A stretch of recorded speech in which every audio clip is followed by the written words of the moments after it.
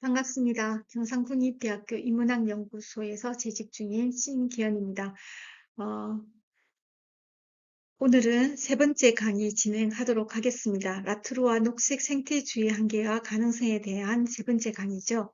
주제는 녹색 운동의 다양한 양상입니다. 이 강의는 3차, 4차에 이어서 나눠서 두 번으로 이루어질 계획입니다. 우리가 앞서 라투르에 대해서 라투르의 생태주의, 라투르가 왜 20세기 녹색 생태주의는 실패했는가의 문제에 대해서 우리가 살펴봤는데요. 그러면 20세기의 녹색 생태 운동은 어떤 양상을 가지고 등장했을까 살펴볼 필요가 있겠죠. 여러분들, 자, 기후위기 앞에 우리가 취해야 할 태도는 존재론적이고 정치적이어야 된다. 이것이 바로 라투르의 관점이고, 이런 관점들이 존재론적인 관점으로 이어질 때 신유물론적으로 해석될 수 있다. 이렇게 보는 거죠. 자, 이걸 숙지했으면 이제 우리의 강의에 들어가 보도록 하겠습니다. 자, 녹색운동의 다양한 양상에서 가장 먼저 살펴봐야 하는 사상은 에코페미니즘이에요. 물론 이 에코페미니즘은 반다나 시바로부터 시작이 되었지만 우리가 검토하고 있는 에코페미니즘은 본질주의적인 입장을 취하고 있는 페미니즘이라고 보시면 좋겠습니다. 자연과 여성을 같은 맥락에 두고 생태 문제들을 논의해 왔었죠. 전통적으로 여성은 감성적이고 물질적이고 수동적이다. 이것은 자연에 대해서 인간 혹은 이성이 판단했던 것과 같은 맥락에 있습니다. 그래서 자연과 페미니즘은 분리해서 다룰 수가 없게 되는 거죠. 자연과 여성은 보이지 않는 폭력 속에 늘 노출이 되어 있었습니다. 이때 폭력이라고 얘기할 때 우리가 앞서 계몽주의와 보호라는 개념을 살펴봤죠. 보호는 과연 여성 혹은 자연을 존중하는 개념인가? 라고 했을 때 결코 그렇지 못하다. 왜냐하면 자연과 여성에 대해서 폄하하는 태도이고 자연과 여성은 스스로 자신을 돌보지 못한다라고 하는 전제 속에서 이 논의가 진행되고 있기 때문에 오히려 자연과 여성의 어떤 고유성을 침범한다라는 점에서 우리는 폭력에 노출되어 있는 취약한 존재다라고 이야기를 할 수가 있는 거죠. 하지만 우리가 자연 본질주의에서 주의 깊게 다뤘던 바로 이 본질주의가 에코페미니즘에도 있다는 사실을 우리가 간과할 수가 없습니다. 라투르의 입장에서 볼 때 이 에코페미니즘적인 문제는 비판의 여지가 있는 거죠. 하지만 이 에코페미니즘이 가지고 있는 자연에 대한 어떤 능동성, 그리고 자연이 가지고 있는 가치에 대해서 논한다는 점에서 우리는 에코페미니즘의 가능성에 대해서 고려하지 않을 수가 없습니다. 이제 반다나 시바에 대해서 알아보도록 하겠습니다.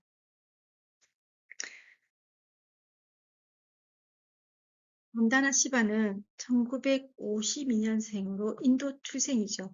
환경 철학자이자 환경 운동가로 우리에게 알려져 있습니다. 반다나 시바는 자본 권력에 대항해서 식량 주권에 대해서 주장하고 있습니다. 우리는 식량에 대해서 자본의 힘에 종속될 것이 아니라 스스로 결정할 권리를 가져야 된다고 주장을 하는 거죠. 식량은 우리가 살아가는 데 있어서 굉장히 중요한 요소입니다. 우리는 먹이 순환을 통해서 연결되어 있는 거죠. 인간과 자연이 연결되어 있는 것은 바로 먹이 순환이라고 이야기를 하는 겁니다. 그중에서 농업은 가장 중요한 역할을 하는 건데요. 농업은 땅을 돌보는 행위여야 된다고 반다나 시바는 이야기를 하고 있습니다. 그런데 지금 우리의 농업은 어떠한가? 반다나 시바가 묻고 있죠. 그래서 반다나 시바는 이 농업에 대해서 두 가지 형태를 두 가지 형태로 농업의 방식을 보여주고 있습니다. 첫 번째는 생태학적 농업이죠. 이건 옛날부터 내려오는 농업적 방식인데 자급자족의 방식입니다. 대량 생산해서 또 판매하는 것이 아니라 소규모로 농사를 지어서 어, 먹고 살게 되는 방식이죠. 두 번째는 산업형 농업인데 이거는 지구를 그러니까 첫 번째 생태학적 농업은 식량 순환의 방식이죠. 먹이를 통해서 순환을 하는 방식인데 이건 지구를 돌보는 방식이라고 반다나 시바가 보고 있는 거예요. 반면에 산업형 농업은 지구를 돌보지 않는 방식이라고 이야기를 합니다. 대량 생산을 하기 위해서 살충제를 뿌리고 살충제를 뿌림으로써 인간에게 유익한 해충과 또는益충을 구별함으로 해서 어떤 종들은 멸종에 이르게 하는 거죠. 결국 이러한 문제들이 기후 변화를 일으키게 되고 지금처럼 생물의 다양성이 사라지면서 오히려 인류는 굶주림에 처해졌다라고 이야기를 합니다. 이런 것을 오히려 녹색혁명이라고 얘기하는데 과연 이런 산업형 혁명을 산업형 농업을 녹색혁명이라고 할 수 있을까? 전혀 녹색답지 않은 혁명이다라고 보는 거죠. 사실 녹색혁명이라고 불리는 것은 생산량을 증가시킴으로 해서 기후 문제를 해결하려고 했었지만 오히려 이런 것들이 우리 전체 지구 전체의 생태계를 훼손하게 되는 결과를 야기했다는 것, 이런 부분들을 반다나 시바가 지적하고 있습니다. 자연의 파괴는 바로 인간 삶의 파괴와 같은데 산업형 농업은 바로 이러한 자연 파괴를 가지고 왔고 동시에 인간 삶을 파괴시켜 왔다는 겁니다. 대표적인 운동으로 칩코 운동과 나부다냐 몬산토 반대 운동이 있습니다. 칩코 운동은 1970년대 인도에서 일어난 대표적인 환경보호 운동이죠. 여성들이 숲의 벌목을 막기 위해서 나무를 껴안아 숲을 지켜낸 사건입니다. 이 운동이 전 세계적으로 전 세계 환경운동에 영향을 주었습니다.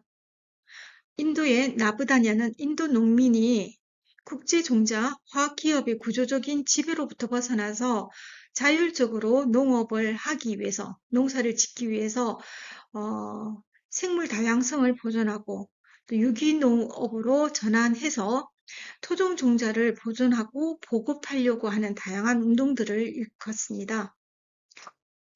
몬산토 반대 운동은 몬산토의 GMO 종자 생산 공장에 대해 반대하는 운동이죠. 몬산토는 독이 든 종자들을 아주 싸게 팔고 있다라고 비판을 받고 있습니다. 이렇게 자본 권력에 대항하는 이런 칩코, 나부다냐, 몬산토 반대 운동은 반다나 시바의 에코페미니즘의 어떤 실천적인 운동이라고 볼 수 있겠습니다. 반다나 시바는 여성의 토착 지식이 생태적 가치를 지닌다고 주장을 하고 있습니다. 토착 지식이란 특정 지역이나 사회의 어떤 고유한 문화, 생태학, 기술 등에 대한 지식들을 여성이 가지고 있다고 생각을 하는 거죠. 예를 들자면 우리 한국에는 김장김치를 담그죠. 겨울이 다가오면. 그런데 집집마다 그 김장김치를 담그는 방식이 달라요. 지역마다 다르고 집안마다 다릅니다. 김장 담그는 방식은 여성에서 여성으로 이어져 오고 있는 것이죠. 이렇게 전수되어 오는 이러한 지식들이 생태적 가치를 지닌다고 주장을 하고 있습니다. 그리고 이 여성들은 삶 속에서 자연 속에 어떤 효율성을 위해서 생물들을 단순화하기보다는 그 외에도 여성들은 생물 다양성의 관리자다라고 반다나 시바는 말하고 있습니다. 여성들은 농사를 지으면서 농사 짓는 방식을 통해서 생물들의 다양성들을 생산해내고 생물 다양성을 생산하고 재생산하고 소비하고 보존해 왔는데 이러한 여성들의 역할은 비지식적인 것으로 치부되어 왔다는 거죠. 그러니까 개별적이다. 지금은 어떻습니까?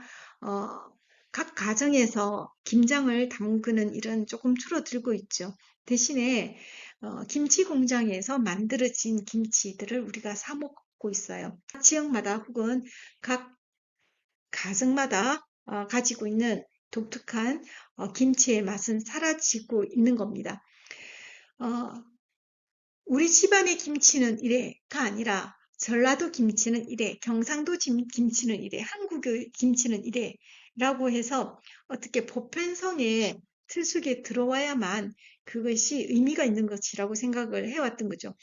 바로 반다나 시바는 그러한 다양성을 되살리려고 하는 의도를 가지고 있습니다. 반다나 시바가 가지고 있는 이 문제점은 기술을 부정하고 있다는 점에서 여전히 자연 본질주의에 머물게 되고요.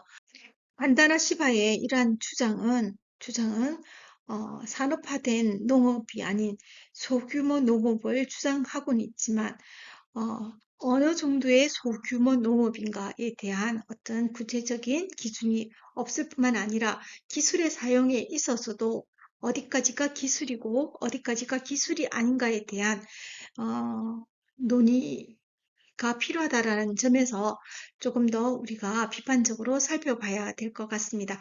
따라서 우리는 반다나 시바의 에코페미니즘을 생태 페미니즘으로 전환시킬 필요가 있고 여기서 에코와 생태는 사실 동일한 개념이죠. 동일한 개념임에도 불구하고 우리가 에코에서 생태 페미니즘으로의 전환이 필요하다라고 얘기하는 것은 그 자연을 바라보는 방식 또는 생물 다양성을 보존하는 방식에 있어서 지나치게 본질주의적인 방법으로는 이 문제를 지금과 같은 현실적인 문제를 해결할 수 없다는 점에서 이 논의는 확장되어서 새롭게 논의되어야 될 필요가 있습니다. 따라서 우리는 생태란 무엇인가에 대한 새로운 논의가 필요한 시점, 따라서 오히려 에코페미니즘을 통해서 우리는 생태가 무엇인가에 대해서 새롭게 이야기할 필요성이 있다는 것을 확인하게 됩니다. 녹색 사회복지라는 것이 있는데요. 녹색 사회복지는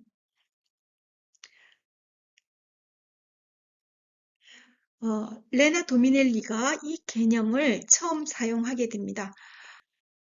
레나에 따르면 산업화와 도시화가 사람들에게 정말 혜택을 주는 것일까에 대한 어떤 근본적인 문제를 제기하고 있죠. 녹색 사회복지는 지속 가능한 삶을 영위할 수 있도록 만드는데 관심을 가지고 있습니다. 기후위기와 같은 재난과 생태위기 속에서도 인간의 삶의 질을 유지할 수 있는 방법은 무엇일까? 그리고 우리 사회가 지금과 같은 풍요를 유지하면서도 지속 가능할 수 있는 것은 없을까? 여기에 많은 관심을 가지고 있는 거죠. 기술이라는 것이 반다나 시바가 얘기했던 것처럼 기술을 완전히 부정할 수는 없지만 근대가 추구하는 성장 기술을 통해서는 우리 삶은 지속될 수 없다라고 보는 것이 새로운 생태주의자들의 입장이라고 볼 수가 있겠습니다. 그렇다면 지속 가능한 삶이란 뭘까요? 우선 지속이란 말의 의미를 우리가 다시 살펴볼 필요가 있는데요. 우선 여기서는 우리가 헤로웨이적 관점을 생각해 보지 않을 수가 없습니다. 헤로웨이는 툴루세를 제안하죠. 툴루세는 땅속 존재들의 촉수적 연결이라고 얘기해요. 인간을 포함한 모든 존재들, 헤로웨이는 여기서 크리터들이라고 얘기를 하는데요. 일종의 실뜨기 게임과 같은 놀이하는 존재들이죠. 이런 실뜨기 게임을 할 때 한쪽에서 그 게임을 멈추게 되면 모두가 엉클어지잖아요. 마찬가지로 이런 크리터들이 연대를 통해서 함께 살고 함께 죽기를 실천하는 그런 미래지향적인 그리고 긍정적인 개념을 툴루세라고 이야기를 합니다. 이런 과정 속에서 우리는 지속적인 성장이 아니라 순환과 변화의 삶을 필요로 한다라는 것을 우리가 발견할 수가 있죠. 존재론적으로 볼 때 우리는 이 창발성, 관계 속에서 새롭게 드러난다라는 것의 의미를 다시 한번 생각해 볼 수가 있습니다. 이 창발적이라는 것은 어떻게 가능한가?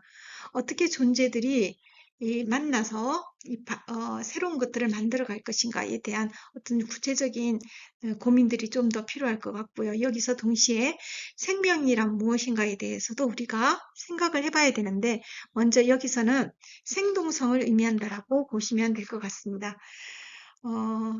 지금 오늘 생태운동의 양상에서 녹색 사회복지와 에코페미니즘에 대해서 알아봤는데요. 네 번째 시간에 우리는 녹색운동의 다양한 양상에서 심층생태주의와 사회생태주의에 대해서 확인해 보도록 하겠습니다. 수고하셨습니다.